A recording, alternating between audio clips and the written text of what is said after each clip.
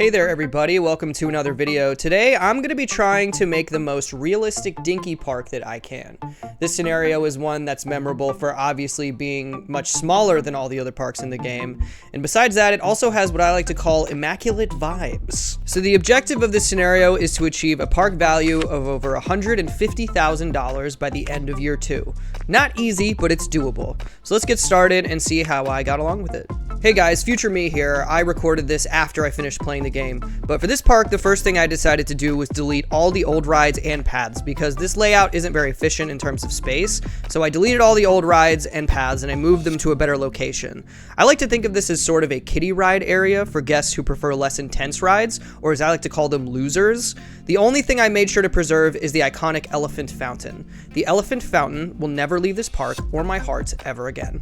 So I started this park by researching shops and stalls first because I noticed that you don't actually begin with a drink stall. So once I got that out of the way, I switched my research budget to roller coasters and thrill rides instead, as they're going to be more useful later on. Now with a park this small, once you unlock some roller coasters, you'll need to start building underground at some point, at least a little bit.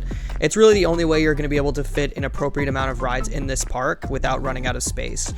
Also, maybe someone can confirm this in the comments, but I think building underground does increase the intensity of your roller coasters, so be careful not to make anything too intense. After I'd finished building my little junior coaster, my underground junior coaster, and my small thrill rides that I'd unlocked, it was time to build what I call a shuttle loop coaster. This is kind of a cheese move that I do in a lot of parks that I do. I build them in almost every park just because they're cheap, they're easy to build, and they make a lot of money. This was the first time I actually had trouble fitting it into a park, but I was able to add a few upwards turns to it, and I ended up calling it the Devil's Horns, and this is actually my favorite ride in the whole video. So it's a pretty common challenge for people to try and beat this park without buying more land. Now because this video is titled Realistic, I decided I was going to need to buy more land in order to have enough room for all my rides and still make it look okay. Honestly, it was necessary since otherwise I would have needed to start stacking rides on top of each other, and in my opinion this starts to kind of look like a mess and I don't really like it, so I bought more land, sorry. Once I reached the halfway point of year 2, I was actually still over $40,000 short of the goal, which meant I just needed to keep building new rides. In these scenarios where you have to achieve a specific park value, the secret is you just have to not stop building. You have to build rides early on that make a lot of money so that the money comes in so that you can go back and spend it.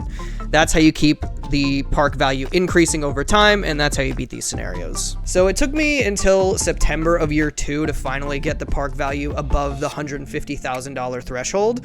And finally, by then I was able to sit back and watch the guests clap for me. And they're right to clap. I did a good job. Now that this park is finished, it's time to give it a makeover with some scenery. So let's go ahead and roll the montage.